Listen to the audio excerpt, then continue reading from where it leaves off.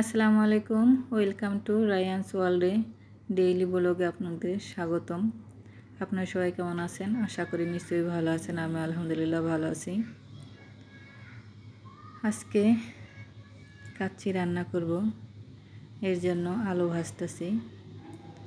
একটু আলুটা ভেজে নিলাম, আর এখন আমি বেরেস্তা বানাবো। ছেলেদের জন্যই তৈরি করা। আজকে যদি এগুলি রান্না না করি, বড় ছেলে এসে বলবে, আম্মু আজকে কি রান্না করেছ? যদি মাছ ভাতের কথা বলি, মনটা অনেক ছোট করে দেয়। আর যদি তার পছন্দের খাবার হয় তাহলে তো খুব খুশি, তবে কখনো জেদ করে না যে আজকে এটা লাগবেই, আমার কেন দেও নাই, তা না। সাধ্য মতো চেষ্টা করি ছেলেদের খুশি করার। আর যদি নাও দিতাম কিছুই বলতো না। চাইলেই যে দিতে হবে এমনও না। তো আজ শুক্রবার, এর জন্যই রান্না।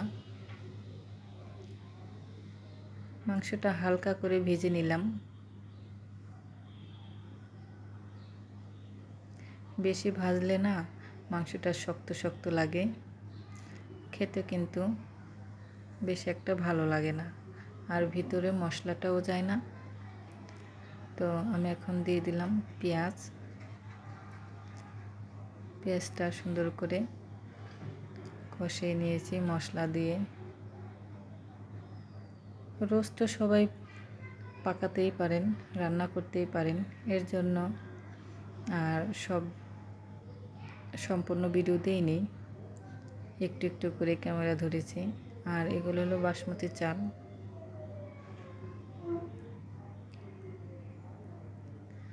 একটা হাঁড়িতে সবগুলো চালগুলো আমি ছড়িয়ে দিচ্ছি।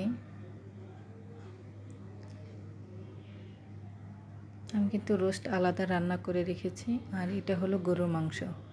গরুর মাংস দিয়েই কাচ্চিটা রান্না করব। আবারও মাংস দিয়ে, চাল দিয়ে, বেরেস্তা দিয়ে ঢেকে দিব। 2 লেয়ার করে দিয়েছি। এখন একদম উপরে বেরেস্তা, ঘি। আমার ভিডিওটি যদি ভালো লাগে লাইক কমেন্ট করবেন, শেয়ার করবেন। খেতে কিন্তু অসাধারণ হয়েছে। এই যে ছেলে খাচ্ছে, বলছে কেমন হয়েছে, বলছে খুব ভালো হয়েছে। তো সবাই ভালো থাকবেন। আজকে এই পর্যন্তই। আল্লাহ হাফেজ।